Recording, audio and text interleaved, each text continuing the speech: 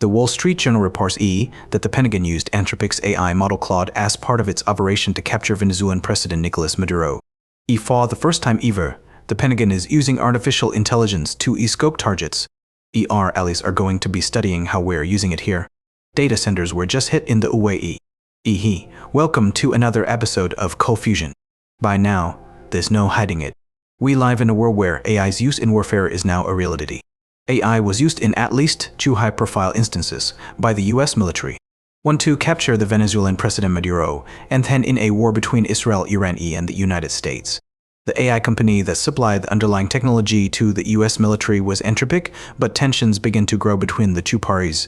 The government wanted them to sign a contract that allowed for autonomous AI weapon control and mass surveillance of US citizens through data collection. While Anthropic did say no to this, they were completely kicked out of any government contracts. All government agencies to cut off ties with the AI company Anthropic after it refused to agree to the Pentagon's demands on how its tech is used. That news was shocking and no. But afterwards, something pretty astonishing happened. In one of the worst cases of corporate optics in history, just a couple of hours after the fallout, Sam Altman said that his company OpenAI, the makers of ChatGPT, would step in to do the deal with the US military. So, the fall from grace is complete for OpenAI. They went from a non-profit company that was meant for the good of humanity with goals like curing cancer to a for-profit company that needed investment by any means necessary to removing the word safety from their mission statement and partnering with the military. The result was an understandable, very public, and very loud boycott of their star product, ChatGPT, with hundreds of thousands and possibly millions unsubscribing from their service. So today in this massive story, we uncover how AI found its place in warfare only 3 years after going mainstream. How does AI work in warfare? And most importantly, what this all means for us. You are watching Cold Fusion TV. So here's a question. If today we can trust any of the information ChatGPT generates and it doesn't understand how car washes work, how on earth could it be reliable for identifying military targets? Well, yes, it turns out the AI that the public trusts isn't the same one that the military uses. Can say it's surprising, though. We know this through an interview with Anthropic CEO Dario Amodei. We were the first company to make custom models for national security purposes. So, the main differences were both the model itself and the hardware it ran on. Anthropic created a custom model for the military and ran it directly in a data center full of classified information. Anthropic has also recently figured out how to look inside the black box of neural networks to understand and control ethics and behavior internally, and mathematically is where scientists in this paper did their magic. Get this. They found the specific geometric gyration in the model's brain that represents the assistant persona. It just passed speed limit on the change of personality. Furthermore, the model is running on dedicated hardware. In this case, when a press of the available compute is there for a single customer, the military. In many cases, it could be a whole data center just for one request. In contrast, as civilians, we're used to using AI systems where capacity is split across hundreds of millions of years. In short, the military setup could be 5 or 6 orders of magnitude more performance per request versus what consumer AI has.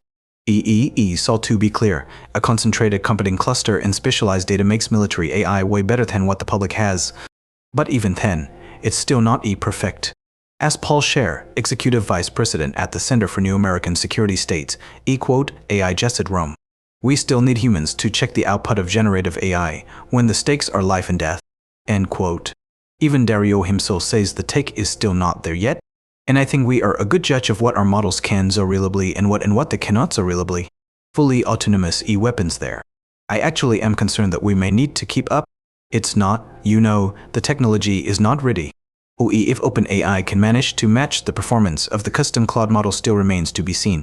If any of these AI systems get a target wrong, it's a huge tragedy. So there's a real risk here. But as I mentioned earlier, despite the risk, the AI systems have already been used in warfare. So we have to ask ourselves, how exactly doesn't AI work in war? Striking 1 targets in 24 hours in Iran was only possible with a dedicated AI system. That system is called the Marvin Smart System. It was built by none other than Palantir and is powered by a custom version of Anthropic's Claude AI.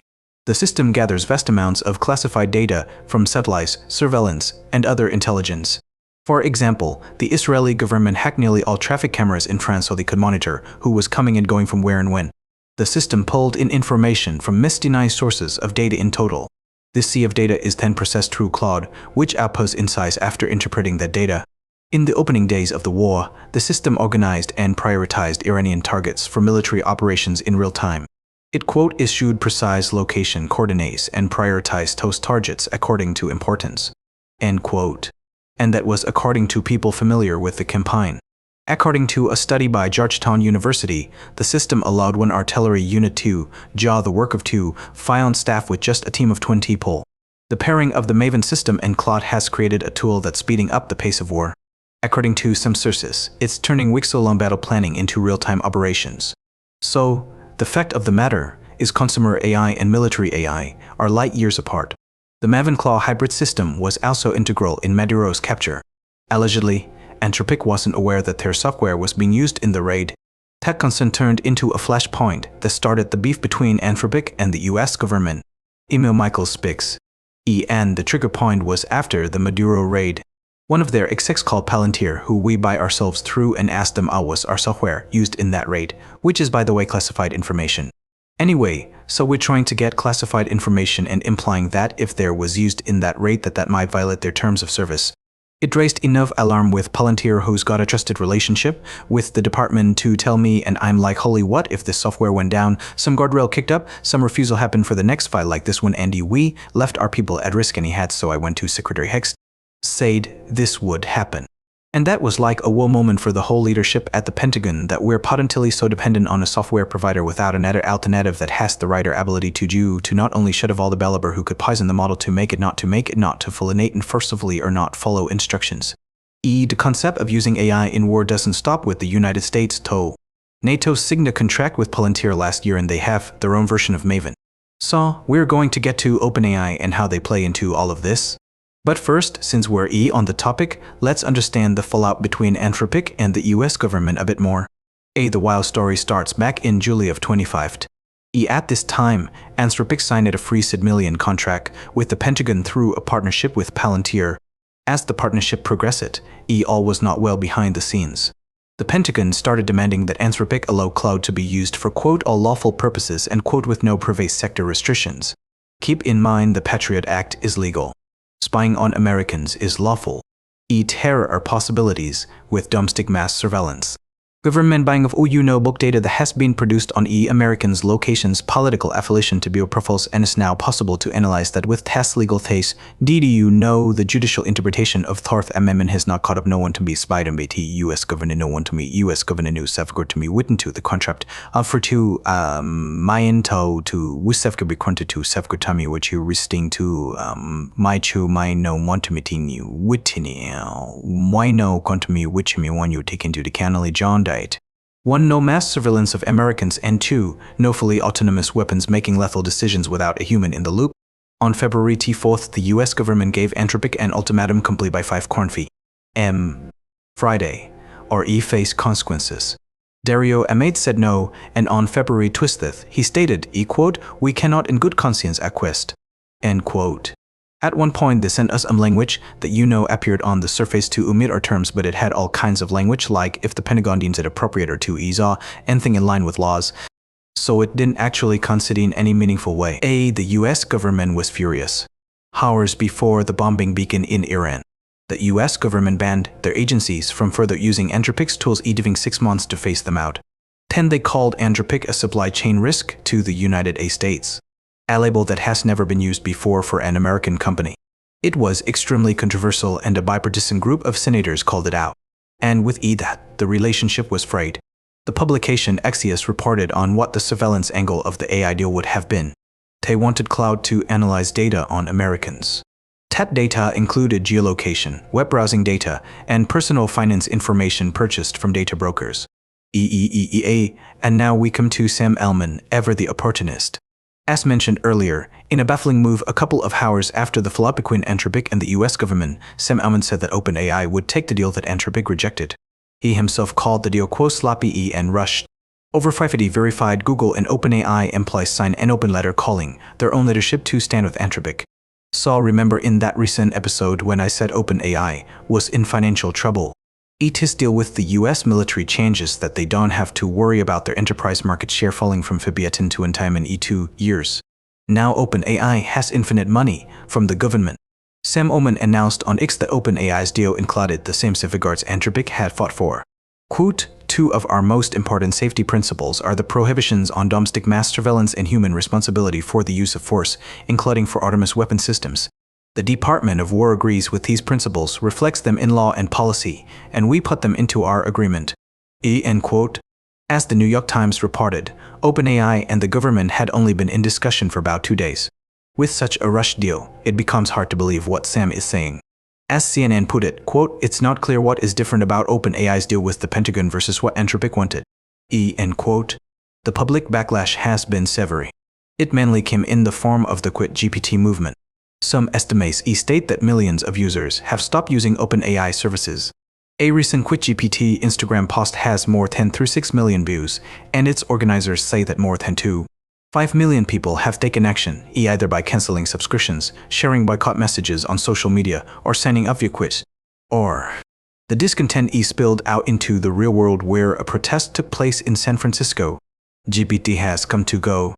So, this story isn't over. At the time of writing, Anthropic is back in talks with the US military. This is probably an effort for the company to save themselves from being designated as a supply chain risk. Many are holding their breath, hoping that Dario doesn't go back on his word. In the end, there may be no good guy in this story. We just have to watch this space closely. It's not controversial to say that using AI in war and surveillance is probably the worst possible abuse of the technology. With all the data about us online, a future government AI running purely on massive government hardware could have no problem analyzing a population in real time. Using AI as a surveillance tool reads exactly like a fiction novel with totalitarian technofeudalism themes. All that's missing is for the government to know exactly who everyone was online, like a digital ID or something like that. Good thing that that's never happening. But it's not all bad news. There are some practical things that you can do to protect yourself from this future. This is not a sponsor, but the number one thing I'd say to you is honestly get yourself off data broker sites. There's a bunch of ways to do it, so just Google it. Data collected by private firms, having it bought by the government and analyzing in mass via AI. That actually isn't illegal. It was just never useful before the era of AI. Remember, the US military surveillance contract wanted to analyze geolocation, web browsing, and personal financial information purchased from data brokers. If you're not on the data broker networks in the first place, your risk is reduced. But next, it's clear that we need laws. Sign petitions, talk to people, get the story out there that we don't want this. I'm not even an American, and it's clear that this isn't a good direction for the country or the rest of the world. And this kind of thing is already spreading. Even in Australia, many of us don't know that Palantir has installed surveillance systems in Coles supermarkets. It's not hard to imagine AI being tacked onto that system and then eventually in 5 years being rolled out wherever public cameras are. If the Meta Ray-Ban glasses scandal is anything to go by, those cameras don't even have to be public for us to be monitored. Anything from going to the toilet to undressing is fair game to train Meta's AI. But even if you don't own the glasses, there are plans to use them to identify you in public. 5 years ago, Facebook shut down its facial recognition system for tagging people in photos. Now, according to the New York Times, they're bringing it back inside Ray-Ban glasses. The feature is internally called Name Tag. A wearer looks at you and Meta's AI identifies who you are. You don't have to own the glasses. Anyone with a public Meta profile could potentially be identified. And in 2003, two Harvard students already proved the glasses can identify complete strangers using third-party software. Meta sold over 10 million pairs last year. An internal Meta document obtained by the Times says the current political environment is good timing because civil society groups would have their research focused on other concerns. Growing up as a millennial, I'm unironically starting to think that the iPod was the last mainstream technology product that purely served the user. I'm half joking, but sometimes we have to look at the direction we're going and ask ourselves, who is this really serving? AI was supposed to make our lives easier and more convenient, but it speedrun its way straight into the worst use case, war and mass surveillance. Now, in an individual case, AI can make life more convenient. And if you found a way to use AI sensibly to make yourself more productive, great. But we have to look at the big picture here on aggregate. Or in the wrong hands. This technology can be catastrophic. And in short, that's why I decided to make this video. It's a bit spicy, but I think I just needed to speak up and spread awareness on what's coming. It's fundamental for that to happen first before any widespread action can begin. Anyway, so what are your thoughts out of this? Were you aware of all of this stuff going on, or was this news to you? That's about it from me. My name is Dogo, and you've been watching Cold Fusion, and I'll catch you again soon for the next episode. Something more lighthearted. Alright, cheers, guys. Have a good one. Oh, I don't know. My meow.